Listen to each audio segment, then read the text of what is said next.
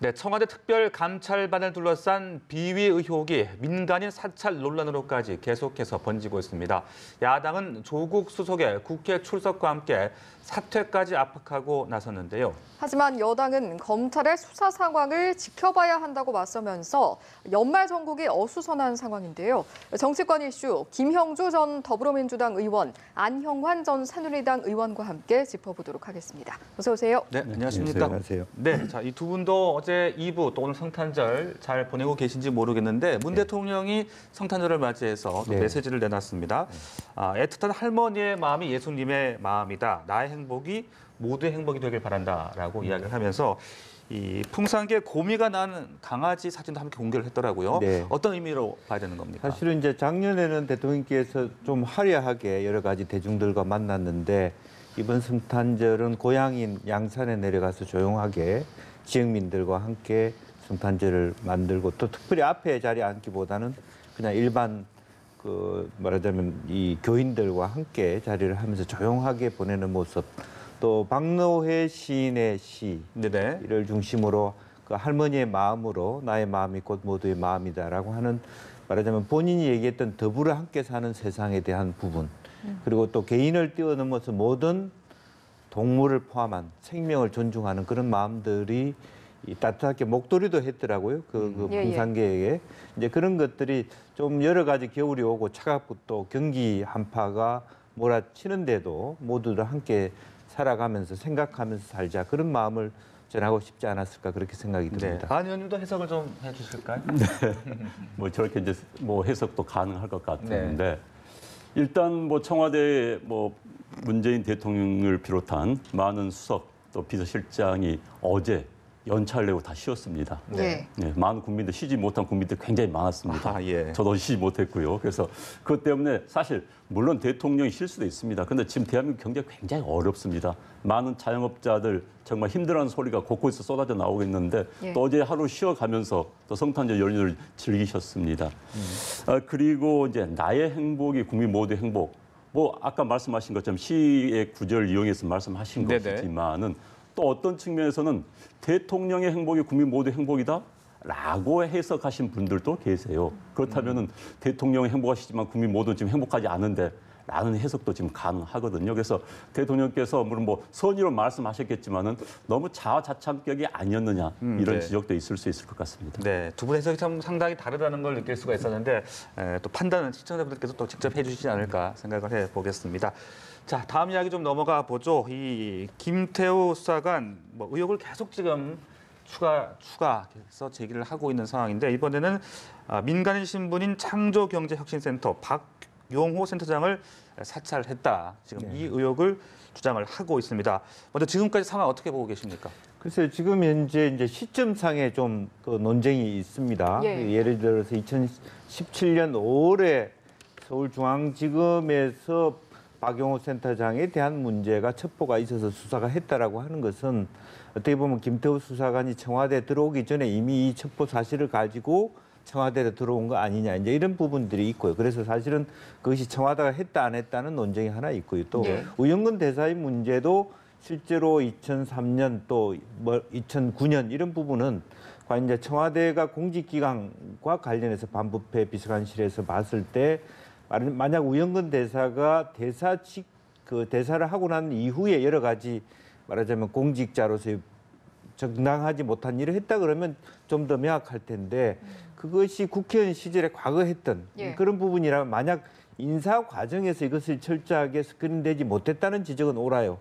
하지만 이것이 무차별적으로 옛날에 모든 것들이 있었던 첩보의 사실을 리스트업한다라고 하는 것은 좀 과하다. 대상과 범위에서 그런 논쟁도 있습니다. 그럼에도 불구하고 현재 어쨌든 박용호 센터장이 본인이 굉장히 많은 어떤 나를 재공모에 떨어뜨리기 위한 압박감을 느꼈다라고 하는 부분은 또 하나의 야당으로서는 그것이 하나의 중요한 어떤 여당을 또 청와대를 공격할 수 있는 포인트가 되기 때문에 이미 세 군데의 어떤 말하자면 대검을 비롯해서 동부지검, 수원지검에서 이제 수사 의뢰가 있기 때문에 검찰을 통해서 수사를 통해서 밝혀져야 될 부분들이 좀 있는 것 같습니다.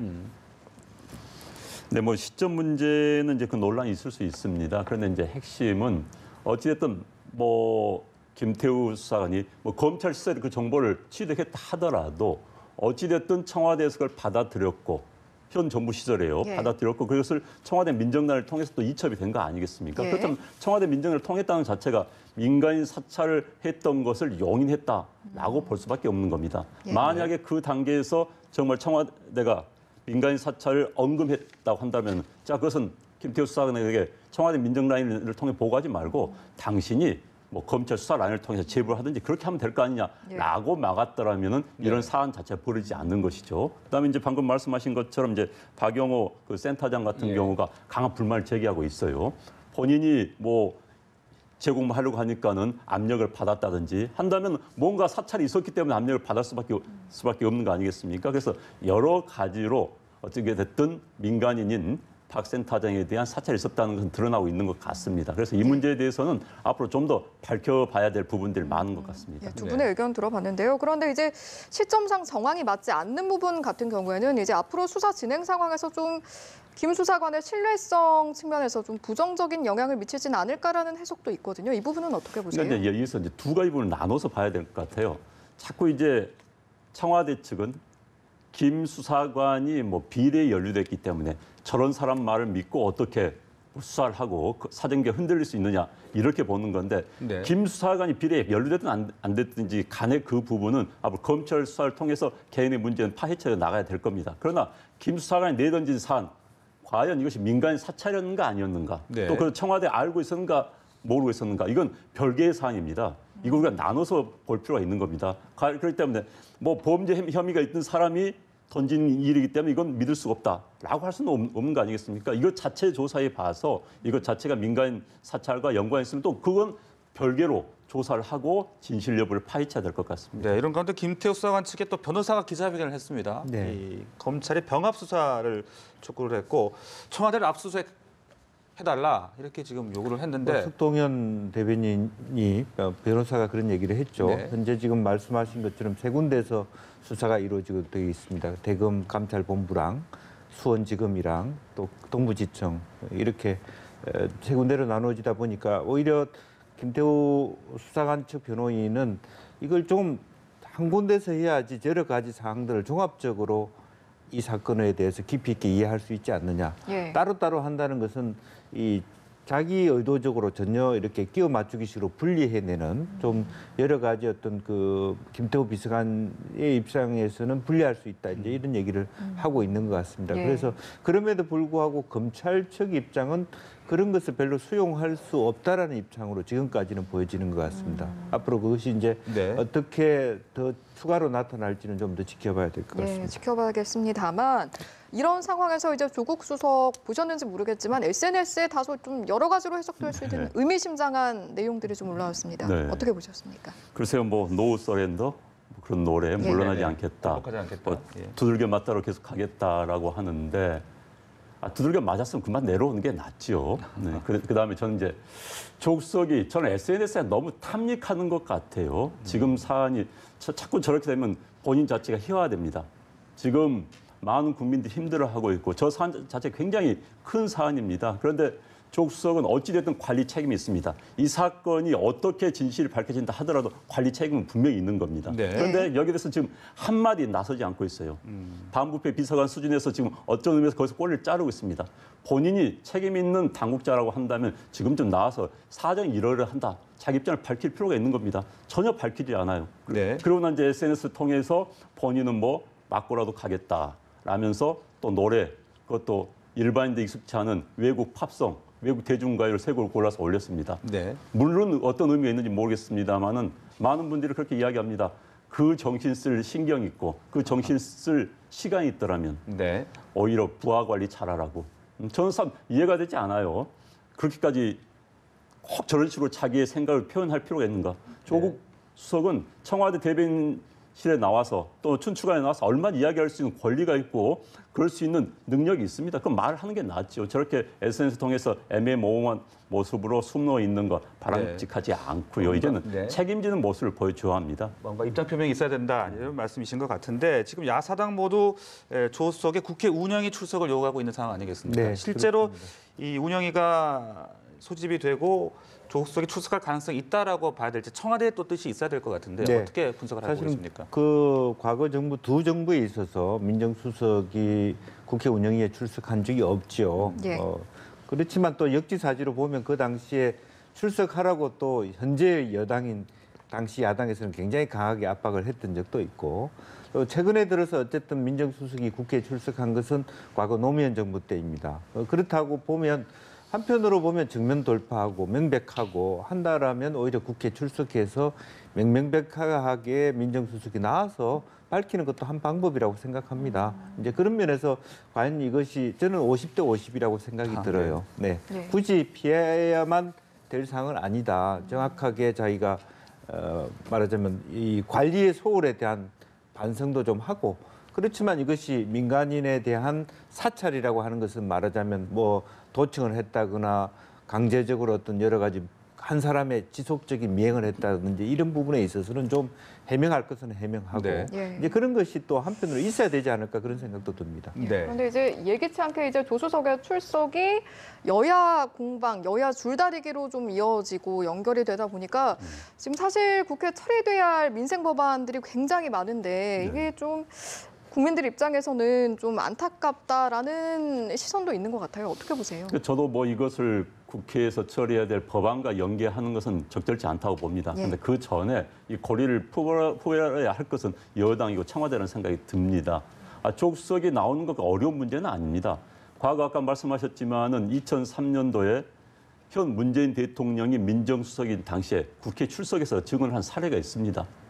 그것도 3차례나 나왔습니다. 예. 그렇기 때문에 조국석이 자꾸 뒤에 숨으려 하지 말고 본인이 자진해서 출석해서 이야기하면 되는 겁니다. 자기 입장을 이야기하면 되는 겁니다. 거기서 무슨 뭐 국회의원들이 물론 혼을 낼 수 있겠죠. 혼을 낼 수 있지만 그것은 뭐 검찰 수사처럼 사법 처리하겠다는 것도 아니고요. 그래서 본인 입장을 밝히고 또 그를 통해서 야당을 설득해 나가는 과정 이걸 보여주는 것이 조국석이 청와대를 위해서나 대통령을 위해서나 또 국가 운영을 위해서나 바람직하지 않나 싶습니다. 네, 다시 한번 이제 조국석의 좀 확실한 입장 표명을 강조를 해주셨는데 앞서 이제 이야기가 나온 대로 지금 법안 처리가 계속 미뤄지고 있는 상황입니다. 네.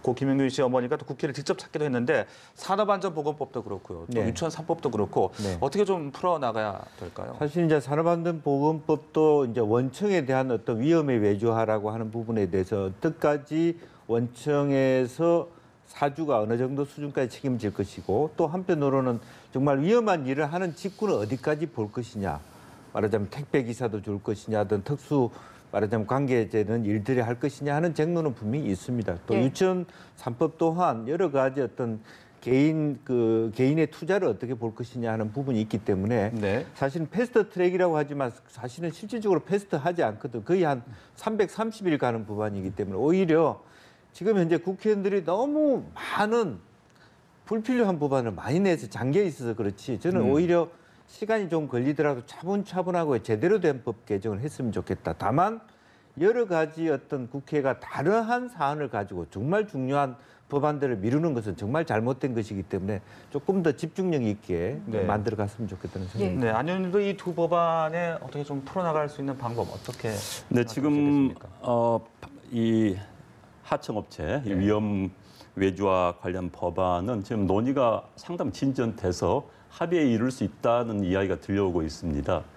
그리고 이제 유치원 3법 같은 경우는 이제 아직 쟁점이 있는 것 같아요. 네네. 그런데 예. 이제 방금 말씀해 주신 것처럼 저도 우리가 너무 급한 경향이 있습니다. 법안이라는 게 한 번 법을 만들면요. 이게 많은 분들한테 영향을 미치는 겁니다. 그렇다면 그 영향, 그러니까 피해가 최소화될 수 있고 또 이익은 최대화될 수 있는 그런 합의를 모색해 나가야 되는 거거든요. 네. 특히 이제 여야라는 것은 국민들이 뽑아준 대표입니다. 그 대표들이 최대한 합의점을 찾을 수 있도록 노력을 해야 되는데 한쪽에서 밀어붙일 수 있는 게 아닙니다. 그래서 이 법안들이 저는 좀 더 논의할 필요가 있고요. 자꾸 우리가 이제 연내라는 시간을 맞춘 것도 문제가 있습니다. 사실 연내라는 게 큰 의미는 없어요. 지금 연내 앞으로 일주일 안에 하는 거나 일주일 더부터 1월 초까지 하는 건 큰 의미는 없습니다. 그런데 네. 우리가 자꾸 시점 기준을 맞춰서 몰아가는 것도 바람직하지 않고요. 어찌됐든 이건 좀 더 특히 이제 유치원 3법 같은 경우는 누가 누구를 지지하고 누가 누구의 이익을 위해서 이런 법이 아닙니다. 기본적 철학의 문제입니다.